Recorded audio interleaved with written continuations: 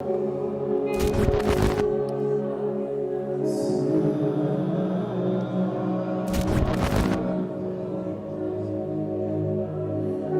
quero aproveitar esse tempo aqui, esses minutos que nos restam, para compartilhar uma palavra a você. Se você trouxe sua Bíblia, ou se você tem um aplicativo das Escrituras aí no seu iPhone 12, aleluia, eu também recebo.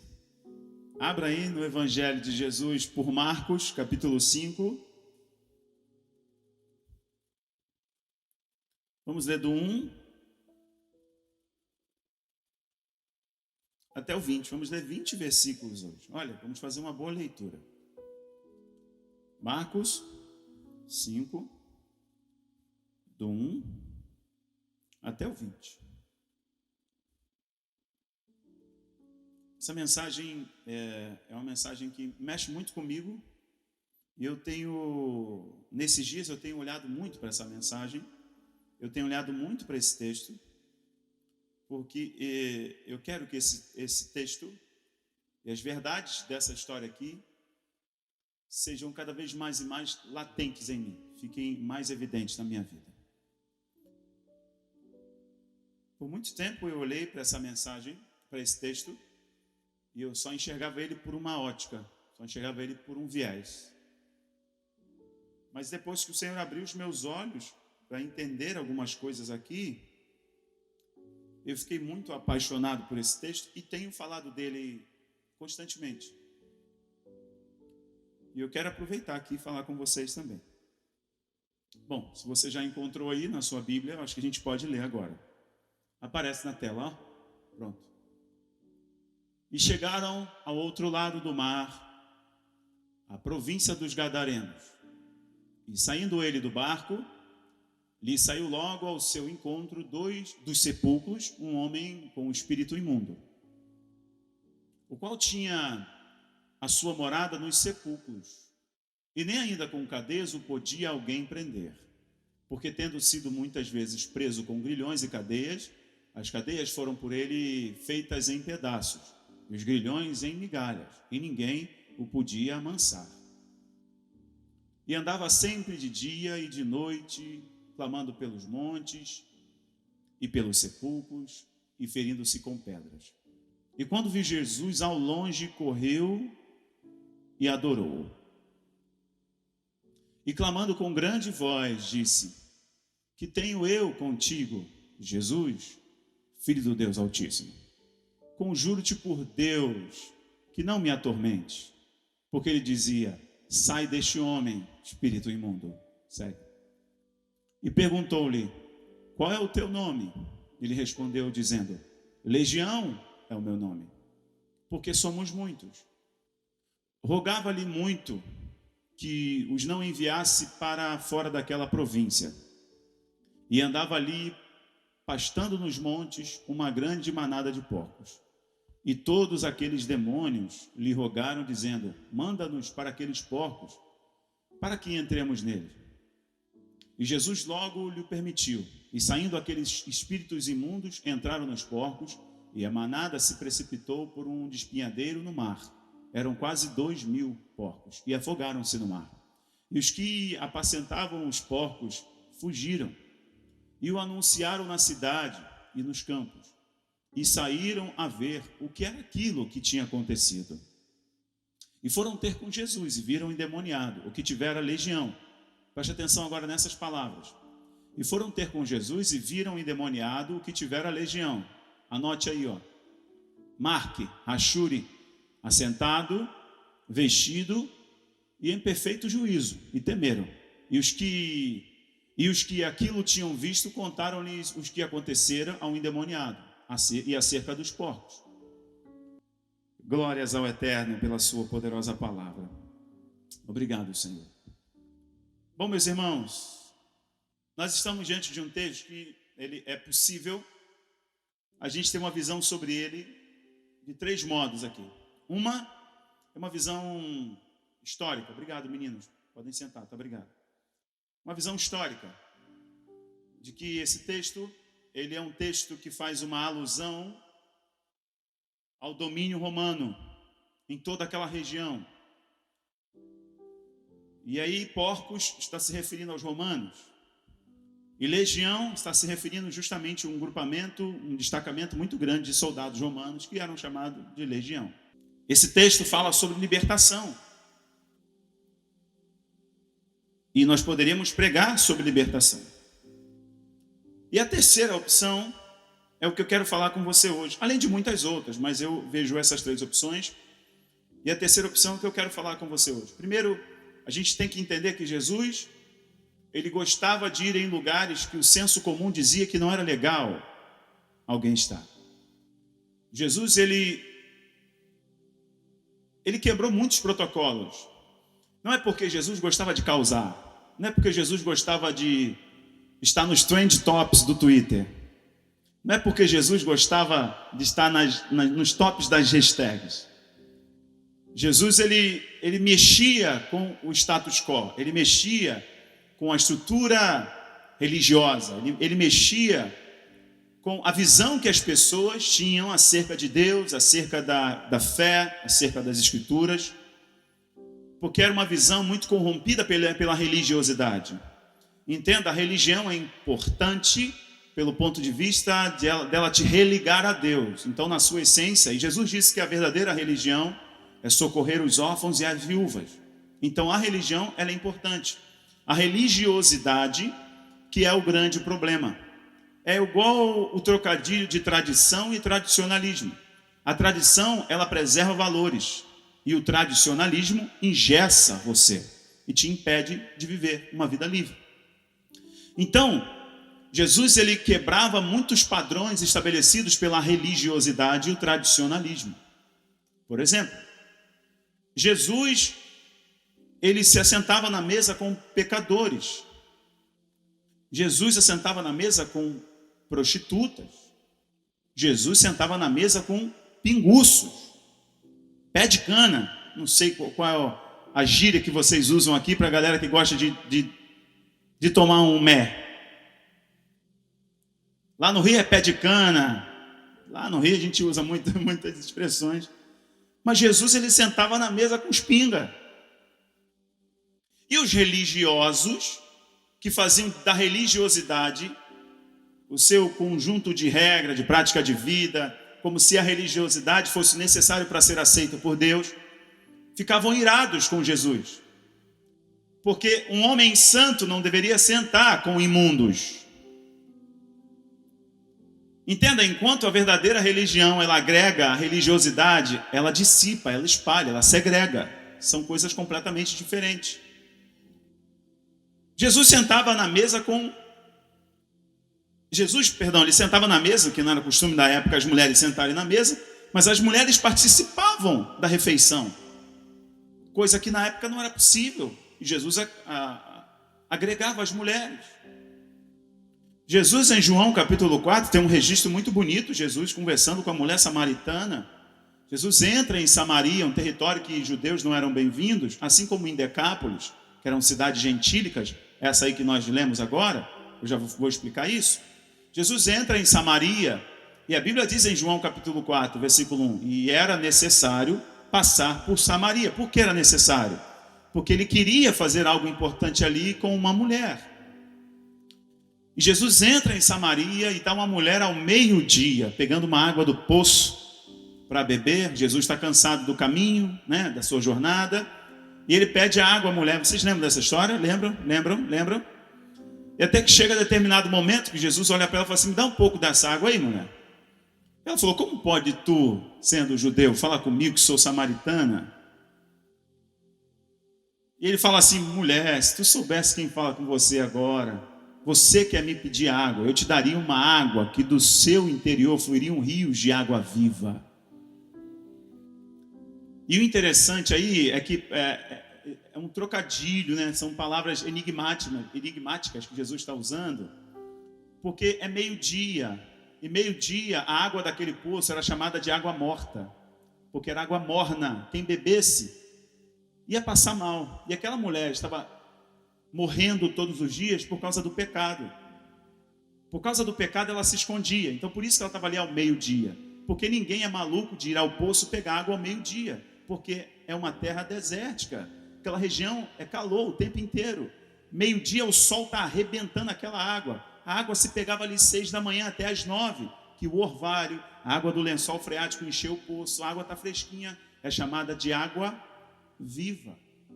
E Jesus sabia que aquela mulher estaria ali ao meio-dia. E é por isso que o versículo 1 de João 4 começa dizendo: era necessário passar por Samaria. Por quê? Porque Deus ele não gosta de ver um filho se escondendo por causa da vergonha do pecado. E Jesus diz para ela: se você soubesse, você quer me pedir água, e eu te daria uma água viva que jorraria do teu interior para sempre. Ela fala assim: mas tu não tem balde, e você que está me pedindo, como assim? Você está me confundindo, é alguma pegadinha? Ela começa com um monte de religiosidade. Jesus fala pela mulher: eu já vou falar por que tu está bebendo essa água morna, essa água morta, porque chama o teu marido. Ela fala assim: eu não tenho marido. É verdade, tu não tem 1, nem 2, nem 3, nem 4. Já tiveste muitos maridos e o que tu tem agora não é teu. Jesus mostra para ela que ela está morrendo porque ela está envolta em laços de pecado. Quantas pessoas estão tão envolvidas no pecado, na condenação, na vergonha, e estão morrendo porque não conseguem se expor para Deus. Elas estão diante do Filho de Deus e ficam presas a um julgamento religioso. Mas o que vão pensar de mim? Mas eu sou tão errado, mas eu sou tão errada, mas eu estou fazendo isso, eu estou fazendo aquilo. Ele te perguntou o que você está fazendo, ele perguntou para você: você quer a água que eu tenho para te dar? Porque se você quiser, mesmo que o horário não seja adequado, mesmo que a circunstância não seja adequada, eu tenho essa água para te dar, porque eu sou capaz de fazer aquilo que não está no entendimento humano. Eu posso entregar a você. E Jesus conversando ali com aquela mulher, os discípulos olhando, falam assim: o que ele está fazendo? Porque não é conveniente. Socialmente não é legal conversar com uma mulher publicamente, ainda mais essa mulher, que os discípulos perceberam que ela não era uma mulher comum, né? Então Jesus ele fazia isso o tempo inteiro. Lembra de uma outra passagem, eu vou ser rápido agora, que Jesus está com os seus discípulos, de repente os religiosos trazem uma mulher, pega com a boca na botija. Pegaram a mulher adulterando. Pegaram a mulher adulterando e vieram trazendo ela num escárnio público, numa humilhação pública. Eu imagino que eles vieram puxando ela pelos cabelos. Ela já devia estar machucada. Além de estar sendo violentada psicologicamente, ela é trazida pelos religiosos e colocada na frente de Jesus. E os religiosos estão dizendo: pela lei de Moisés ela tem que ser executada agora, tem que ser apedrejada publicamente para ser um exemplo. E aí Jesus, quando os homens começam a falar, Jesus se abaixa e começa a escrever no chão. Jesus escreve no chão e não olha para ninguém. Se você perceber os segredos da Bíblia, Jesus não olha para acusadores. Os acusadores acham que carregam Deus consigo, mas Deus não está com eles, porque são acusadores e Deus não habita no meio da acusação. E aí Jesus está abaixado, não olhando para os homens, e os homens estão proferindo palavras de sentença e de morte. Então Jesus abre a sua boca, olhando para o chão, escrevendo, ele diz: aquele que não tem pecado, que atire a primeira pedra. A partir daí os homens jogam as pedras no chão. Então a Bíblia diz: e Jesus, erguendo os olhos, olhou para a mulher. Perceba, em nenhum momento Jesus olhou para os acusadores. Isso é um exemplo. E é uma ministração poderosa, a gente poderia ficar só nisso aqui. Quem é que atrai o olhar de Jesus? Quem é que atrai o olhar do Eterno? Não são acusadores, não são religiosos, não é gente que se acha perfeita demais. São pessoas simples, são pessoas que mesmo errando, vacilando, dependem da misericórdia. São vasos de barro, não são vasos de ouro. Tem gente na igreja que se sente vaso de ouro, se sente vaso de diamante. Meu irmão, se tu é vaso de ouro, tu não serve para Deus porque você não é ensinável. A pior coisa na igreja é uma pessoa que não se sente ensinável. Você vai falar com ela, ela sabe tudo. Ela sabe do cocô à bomba atômica. Você já conviveu com alguém assim que tudo que você vai falar ela já sabe? Que pessoa insuportável, porque ela não é humilde, não é ensinável.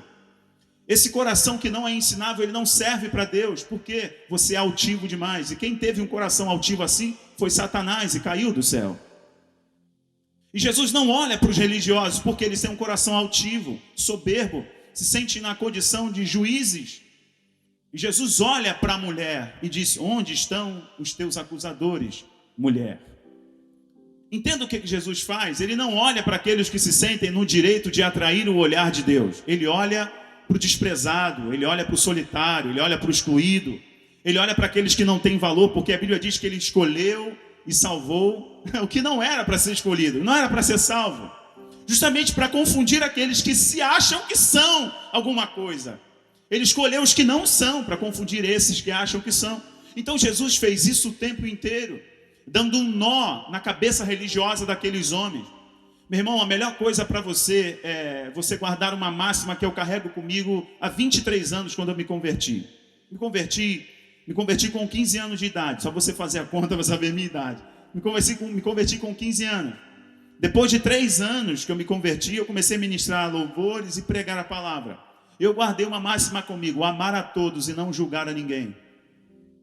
Porque nós nos especializamos em falar que somos misericordiosos, mas na primeira oportunidade nós exercemos juízo. Nós somos especialistas em falar que amamos as pessoas, mas na oportunidade de amar as pessoas, nós condenamos essas pessoas. Infelizmente, eu vou falar por mim, em algumas circunstâncias eu me tornei PhD em juiz de alguém, em sentenciador de alguém, enquanto na verdade eu tenho que ser humilde, manso, assim como Jesus era. Se eu quero brilhar a luz de Cristo para esse mundo, eu preciso ser ensinável, ser simples. Pois bem, Jesus ele fazia isso, ele sentava com os simples, ele conversava com os humildes, os excluídos, ele entrava na vila dos leprosos,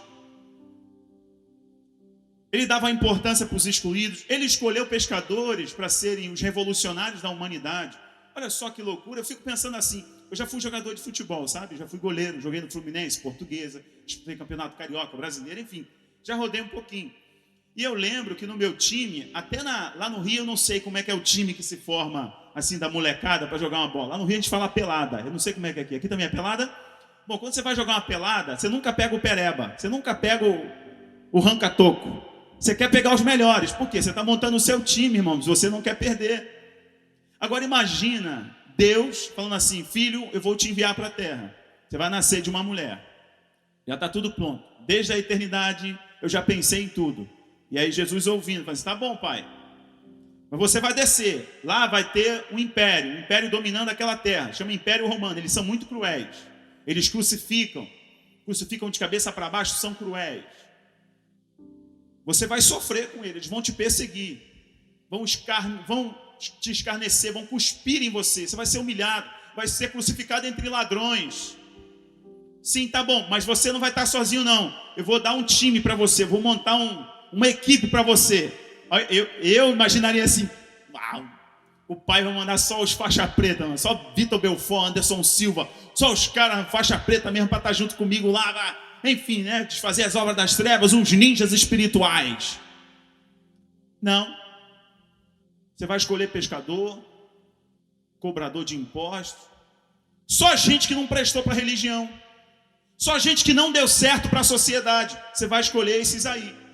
Olha o time de Deus como é separado. Eu lembro logo da história de Samuel ungindo um rei no lugar de Saul. Saul fez muita besteira, consultor necromante, desobedeceu a Deus. O primeiro rei de Israel desobedeceu a Deus, e Deus tirou o chamado dele. Deus tirou dele e falou assim: ó, eu me arrependi de ter levantado você como rei, Saul. Me arrependi de ter escolhido você. Isso o profeta falando para o rei. Deus mandando o profeta falar. E Deus fala para o profeta Samuel: vai na casa de Jessé, o belemita, e lá eu escolhi um rei. Vai lá que eu vou te mostrar. E aí Samuel chega e está vendo aqueles homens bonitões, fortões, que já trabalham no exército, que já trabalham com Saul, o rei, né? E Saul também era fortão, bonitão. A Bíblia diz que do ombro para cima não tinha ninguém mais bonito do que Saul. Olha só, do ombro para cima não tinha ninguém mais bonito que Saul. Então do ombro para baixo devia ser um frango, a canela fininha, né? Só malhou daqui para cima. Do ombro para cima não tinha ninguém mais bonito do que Saul. E aí Samuel chega com essa imagem, com esse estereótipo, com essa leitura de crente, com essa leitura de gente perfeita, com esse estereótipo de gente que agrada a Deus. E qual é a gente que agrada a Deus? Aquela aparência maravilhosa. E Samuel chega e fala assim: é você, o filho mais velho, porque é o filho que recebe a bênção da posteridade, né, da primogenitura. Vem você, o mais velho. Quando Samuel vai botar a mão para ungir, ele fala assim: ei, para de palhaçada, não escolhi esse. Então vem o segundo. É você. Ei, para de palhaçada, eu também não escolhi esse. Deus, o senhor está me confundindo, não estou entendendo nada. Não é o mais apto, não é o mais preparado. Os filisteus estão aí, os inimigos estão aí. Precisa de alguém forte, bonito, corajoso, que fala bem, a voz bem impostada, figura de um estadista, de um político de verdade. E Deus fala assim: não é esse não, rapaz. Samuel, você tá pirando, Samuel. Eu não vejo como o homem vê, Samuel. Eu, o Senhor, eu vejo o...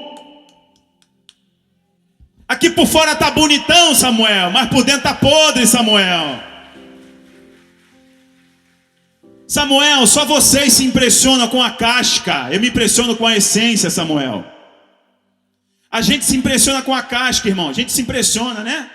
Vê a mulher desfilando com uma sandália da Arezzo, uma bolsa da Louis Vuitton. Quando vai ver, foi tudo comprado R$30 no Xing Ling. Porque a gente quer impressionar, né? A gente quer impressionar. Eu lembro, irmãos, a primeira vez que eu fui nos Estados Unidos, a primeira vez, Jesus amado. Primeira vez que eu fui nos Estados Unidos, eu sou de Belfort Roxo, irmão. Sou de Belfort Roxo. Alguém conhece aqui Belfort Roxo? Você conhece? Sério mesmo? Dos noticiários, né? De tanta gente que morreu, não. Você já foi em Belfort Roxo?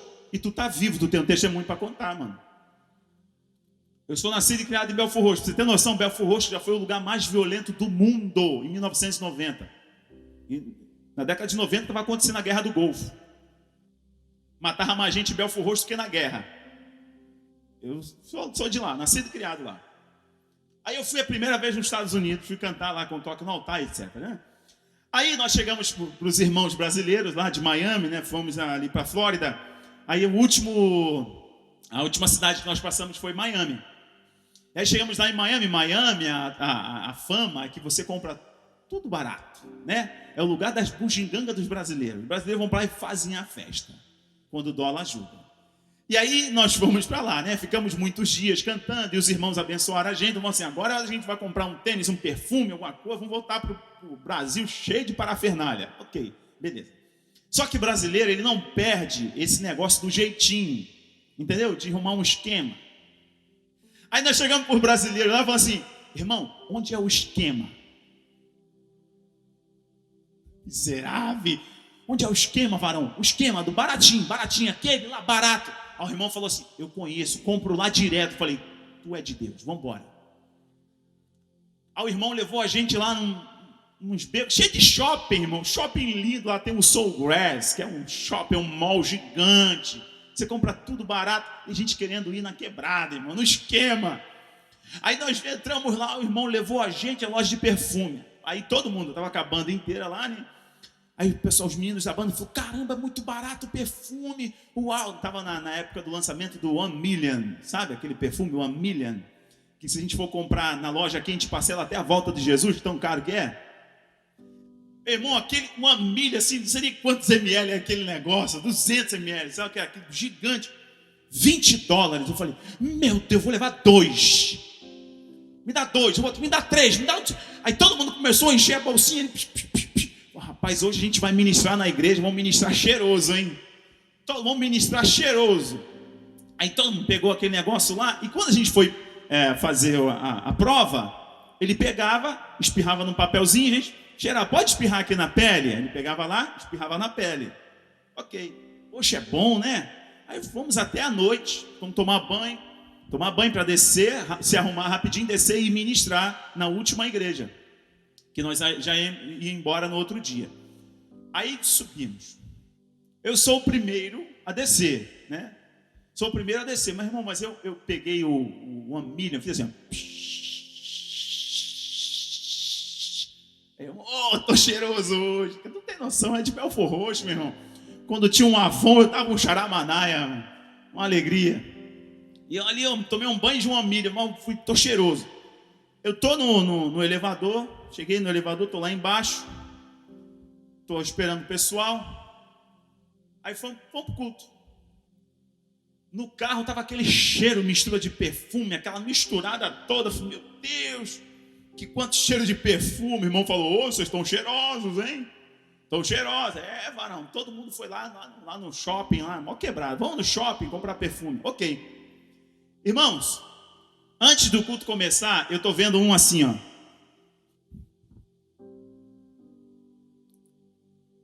Eu fui conferir o meu. Ué, cadê o perfume? O miserável do chinês. O provador era verdadeiro, mas o que estava na caixa...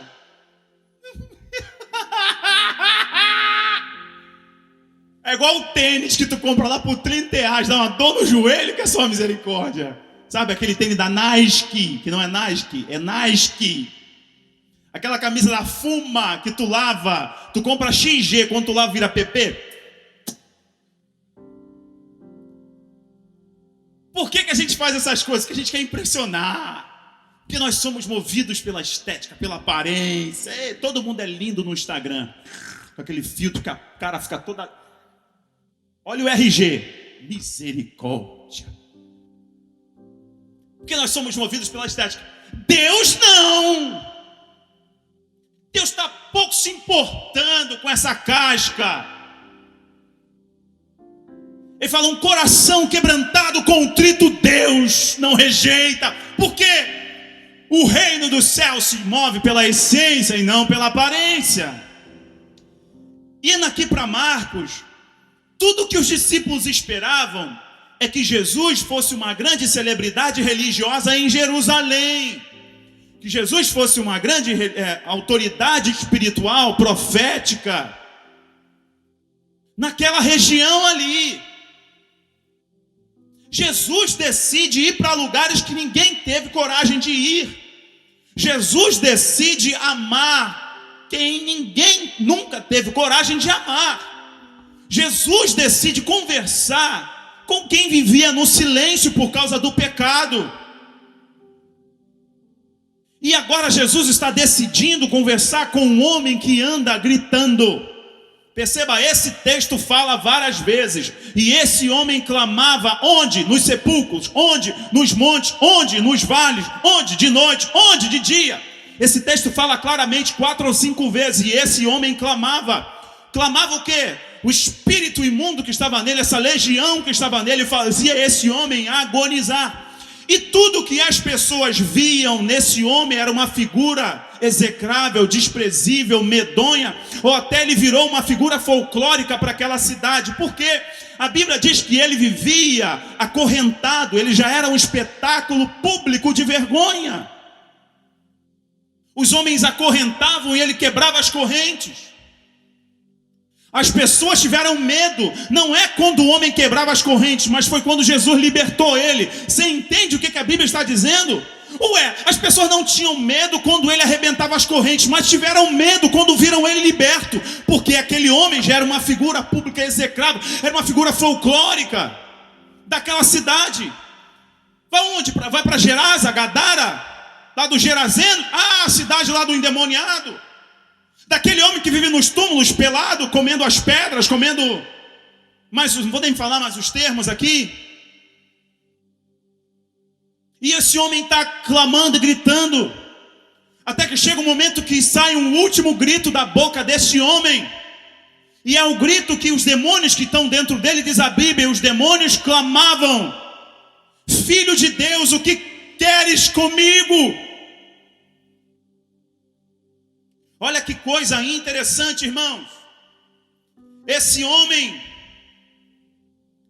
é liberto por Jesus. Você conhece a história, eu li o texto com você. Jesus expulsa esses demônios. Jesus expulsa essa legião de demônios. E o homem estava nu. Concorda comigo, né? O que o texto diz, ele não estava nu? Sim.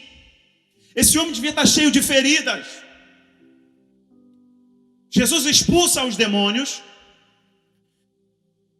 E agora não basta expulsar os demônios, porque isso daqui é a especialidade de Jesus. Olha, ele é especialista nisso. O homem está nu, todo machucado, todo ferido, com correntes. Ele arrebentava as correntes, mas ficavam os pedaços das correntes grudadas nele. Então esse homem está nu, machucado, uma figura vexatória, lixatória, execrável. Jesus expulsa os demônios. E agora, quando os homens daquela cidade chegam, olha o que a Bíblia diz. Quando os homens da cidade chegam, versículo 15, foram ter com Jesus. E viram o cara que estava endemoniado, viram ele assentado, vestido e em perfeito juízo. Olha o que é, isso é só o que Deus pode fazer. Olha o que Jesus faz. Esse cara vivia clamando dia e noite, nos montes, nos túmulos, nos vales. O que a Bíblia está dizendo? Esse homem não tinha paz, porque era atormentado. E agora, quando as pessoas da cidade chegam, a primeira coisa que vem naquele homem, a primeira coisa que a Bíblia identifica, a primeira característica, ele agora está sentado. O que a Bíblia está dizendo? Esse homem agora tem paz. A paz é a primeira característica daqueles que tiveram um encontro poderoso com Jesus. Porque a Bíblia diz que ele é o príncipe da paz. Então, mesmo em meio ao caos do mundo, nós temos paz. Porque é o primeiro sinal daqueles que tiveram um encontro com Jesus. Porque Jesus, ele é aquele que mesmo o barco estando em alto mar, as ondas tentando virar o barquinho, se Jesus está no barco é a nossa segurança, pode balançar à vontade, entra água o quanto que tiver que entrar, se ele está aqui eu estou em paz.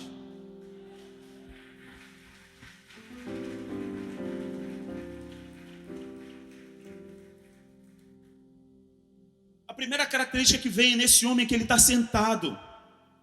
Ele não anda mais desesperado, psicologicamente atormentado. Ele está sentado.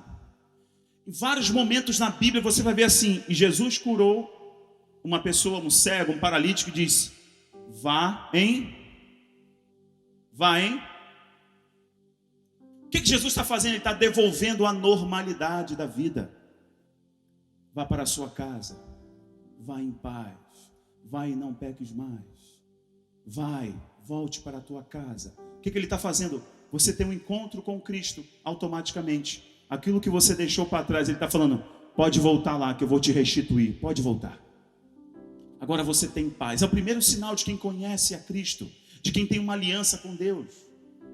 Qual é o segundo? Ele está sentado e o segundo é, ele está vestido.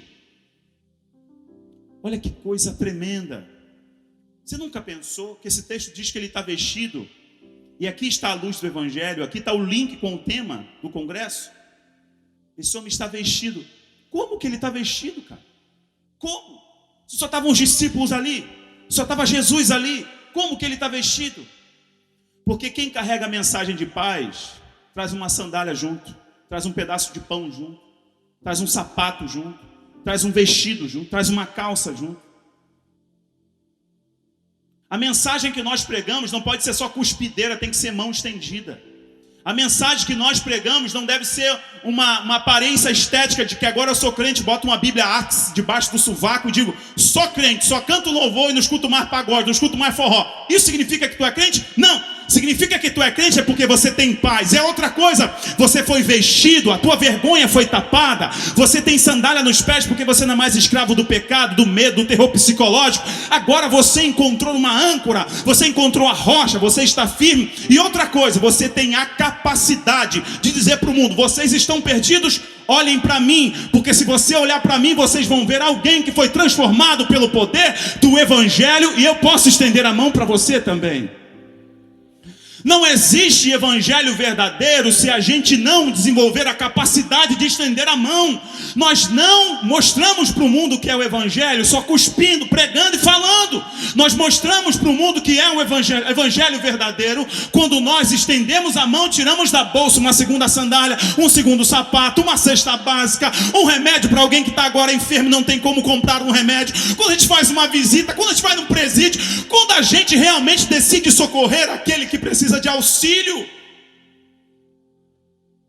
Jesus está ensinando o que é o brilho do evangelho. Ele está ensinando para a gente, vocês querem brilhar? Vocês querem brilhar a minha glória em vocês? Aquele homem, irmãos, estava pelado, nu. envergonhado. E agora ele está sentado, ele tem paz, e ele está vestido. Eu imagino Pedro dizendo assim: Senhor, Senhor, Senhor, eu tenho uma segunda sandália aqui na minha bolsa, vou dar para ele. Aí Tiago diz assim: Senhor, eu tenho uma segunda capa, porque é muito frio, eu estou dando para ele também. No filho, na madrugada, assim, eu estou dando para ele.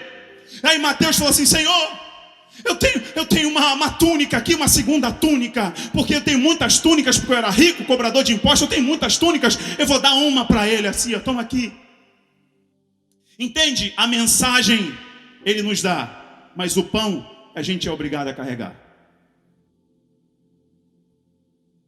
Quando eu li esse texto, eu falei, esse texto me confrontou e eu percebi, mas que evangelho Nutella é esse que eu estou vivendo? Que referência Nutella que eu sou para esse mundo? Porque o mundo está em desespero, eu estou em desespero também. Ai meu Deus, pandemia, coronavírus, ai todo mundo vai morrer. Jesus. O príncipe da paz habita em você ou é o príncipe do caos? Habita em você o príncipe da paz. Você não pode ser referência para esse mundo se esse mundo for a tua referência. Você nunca vai ser um norte para esse mundo, porque esse mundo está desbussolado, irmão. Esse mundo está sendo preparado para o anticristo. Esse mundo está sendo preparado para o homem da iniquidade. E quem seguir os princípios desse mundo a cada dia mais vai ser mais confundido. Mais e mais. Vai ficar mais desbussolado ainda. Daqui a pouco o homem não vai saber mais o que é homem, o que é mulher.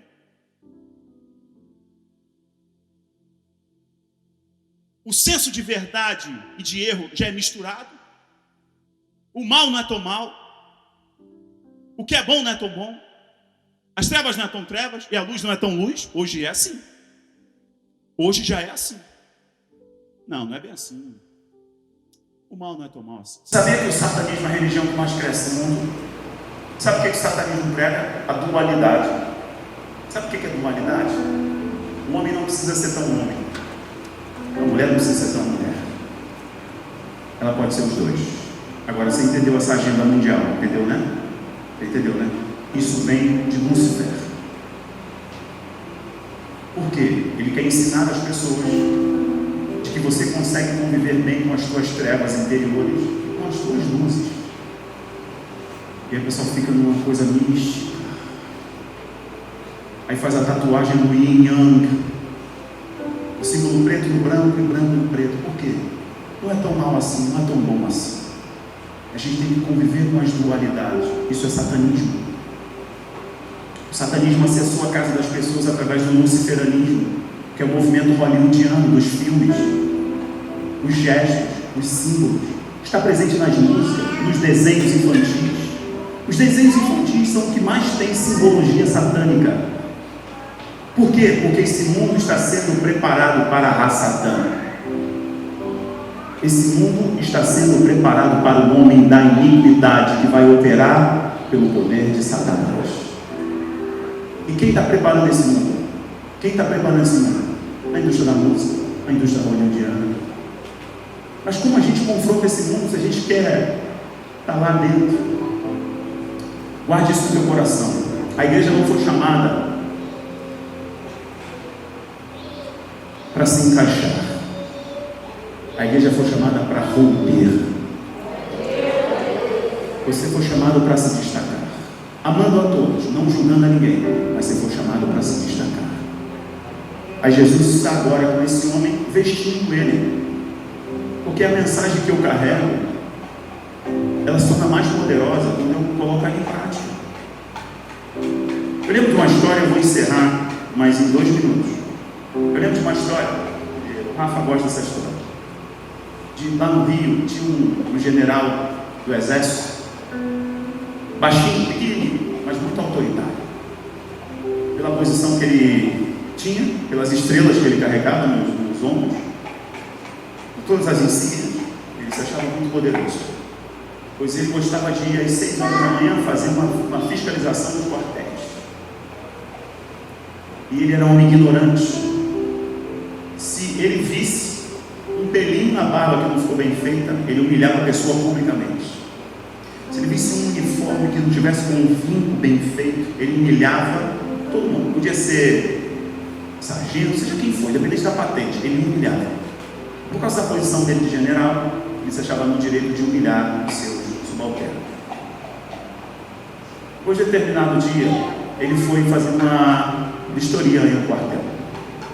E ele estava muito resfriado. E aquele general usava um bigodão, sabe? É o bigodão. Parecia que engoliu o curió, só ficou a asa do lado de fora. Aquele bigodão baixinho, chegou ele. E todo mundo já organizado, todo mundo já com medo, tremendo. Foi um general, um homem ignorante, grosso, arrogante. E todo mundo lá numa tensão, num estado de nervo. E a coisa, quando você vai fazer uma reunião com alguém, você percebe que essa pessoa, ela só é o que é por causa do cargo que ela ocupa. Você conhece alguém assim? O cara não é nada, é assistente do auxiliar, do secretário do coral das crianças, que ele se sente dono da igreja, sabe? E aí um general chegou, resfriado chegou, aí está todo mundo assim, aí ele viu um sargento, que não estava bem arrumado, ele olhou para o sargento, olhou para o outro, e você? Humilhando todo mundo, daqui a pouco ele resfriado, ele, aí voltou e continuou, aí todo mundo assim.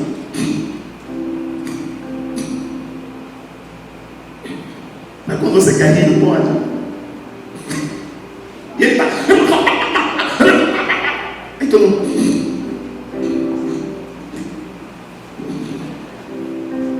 Aí ele percebeu, chamou o tenente. Tenente, por que eles estão rindo? Nada não, senhor. Nada não, senhor. Tipo, tenente, eu sou maluco de falar. Por que eles estão rindo, tenente? Nada não, senhor. Nada não, senhor. Não tem nada não. Fala agora, por que eles estão rindo? Tem uma meleca no teu bigode. Ele limpou a meleca, deu as costas e saiu envergonhado. Vou te falar uma coisa. Quando a gente prega e não vive, tem meleca no nosso bigode. É só a gente que não vê. Está todo mundo vendo, só a gente que não vê. Se queremos ser luz para esse mundo, está na hora de pregarmos mais com a boca fechada e vivermos o que a Bíblia nos ensina. Jesus ensina para a gente trazer paz para quem não tem paz. Jesus ensina a cobrir a vergonha do envergonhado. Jesus nos ensina, olha agora, trazer juízo é a terceira coisa. Viram ele sentado, ele tem paz. Vestido, ele não é mais escravo do pecado. Ele não vive mais na vergonha. Alguém estendeu a mão para ele. E a terceira coisa, em perfeito juízo. Irmão, se tem alguém que representa a esperança para esse mundo, é você. Se tem alguém que pode ser luz para esse mundo, é você. Por que você? Porque você é a igreja. Nós somos a igreja.